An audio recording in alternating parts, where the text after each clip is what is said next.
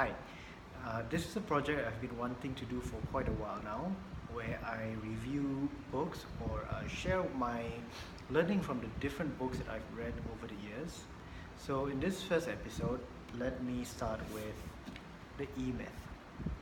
I came across the E Myth back in 2008 or 2009 when it was first introduced to me, and I, of course, when I first read it, I wasn't sure of what it meant most of the time. Since then, in the last 10 years, I've tried dabbled in various businesses, include especially in my copywriting practice a few times. So I'm beginning to learn and appreciate and understand the principles that Michael E. Gerber has been sharing in the book. So, uh, without going too far, let's start with the basic principle or basic fundamental lesson that the author shared in this book. First and foremost, when anyone starts a small business, we start with a passion. We're doing it because we receive encouragement from our friends, our family, people around us. Hey, you're good in this. Why don't you start a business? You're good in that. Why don't you start and do a business in that? So, for me, it was almost the same thing. You see, I enjoy writing. It come well, specifically non-fiction writing. I can whip up a 1,000-word report or commentary in less than an hour. So it's not something that I struggle with.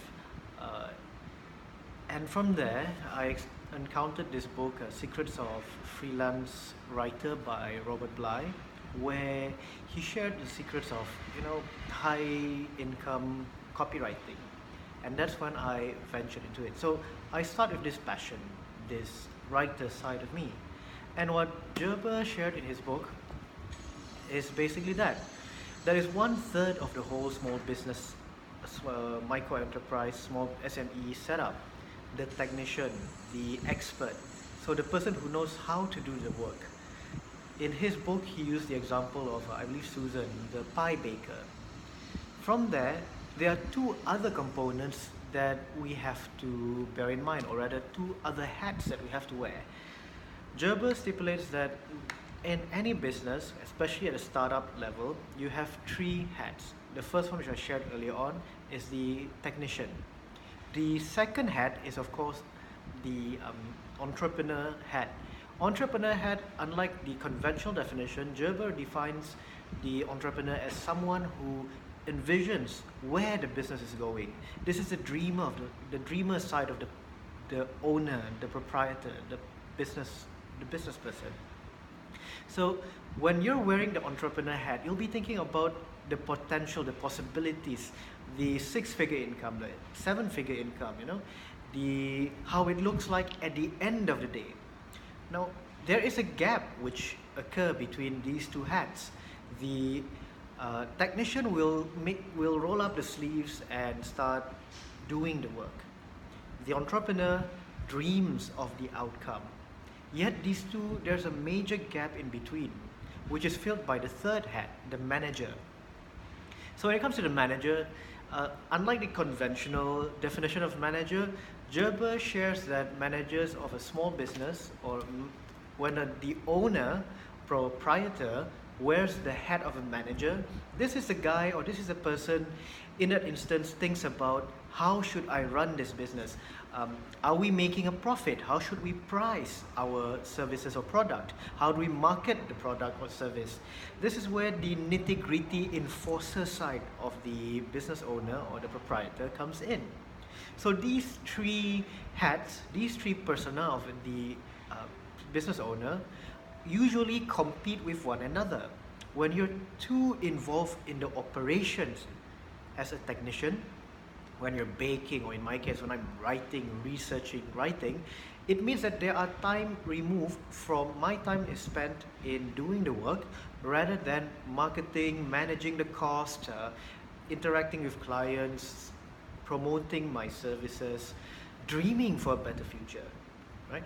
But if I'm too focused on being the entrepreneur that I forget to actually do the work, I'm pushing, meeting people, hey, how are you, doing the networking, exploring ideas, envisioning a good future, that seven-figure project, 5-figure project, the USDs, the GBPs, the AUDs, the SGDs, the MOIRs.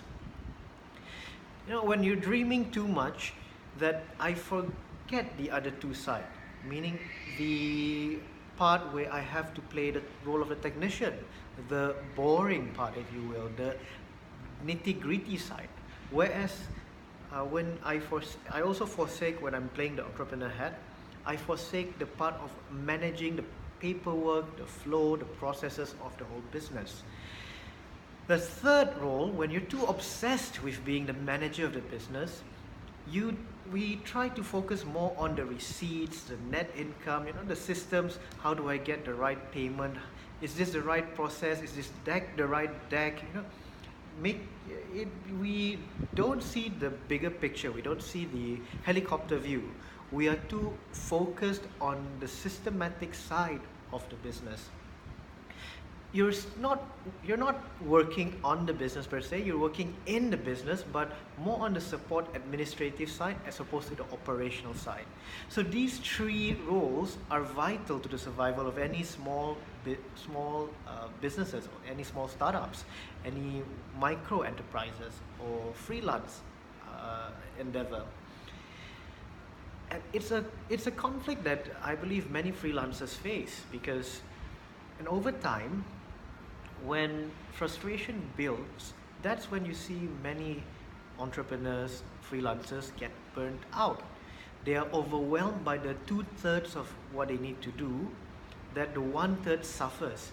The example that he shared in the first version of E-Myth is Susan eventually got fed up with pies, and she doesn't even want to see or smell any more pies. It really got on her nerves. Same thing.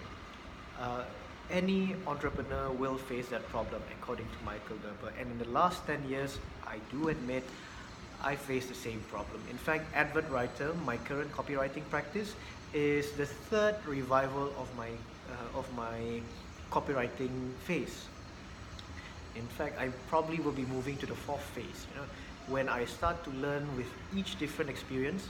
Once upon a time, I started with writing brochures at a low entry level. Then I started doing TV commercials. I learned what I like, what I dislike. From there, I decided to take a risk, enrolled in courses like Hawaii, the American Writers and Artists Institute Incorporated, AWAI, where I learned different types of copywriting. So now, with evolution, I've also started exploring areas which I thought I'd never do. Company profile writing. I might be venturing into website writing and content strategy. It's because of the various experiences that come in and pull in together, and I believe that it applies to you as well. No matter what your passion is, and when you're trying to turn it into a business, an enterprise, you have to bear in mind that being the technician, being the expert, is only 1/3 of the many hats you have to wear. And this is the helicopter view, the 3 primary hats that you have to wear at any given time. So that's the foundation of his book. With that understanding moving forward, there are other how-tos and principles that will help the reader understand, appreciate, improve their business. But as you start this journey, when you start with E-Myth, that is the case study or the story behind the thinking of the E-Myth. So I hope you enjoyed this review. I'll be going into other principles of the E-Myth and other books. Give me some time. I have to do my revision. And if you like what you see, please subscribe. I look forward to hearing from you your interpretation of the same book. Again, this is the E-Myth, or in this case, the E-Myth Mastery by Michael E. Gerber. Thank you very much, and have a great day ahead. Good night. Bye.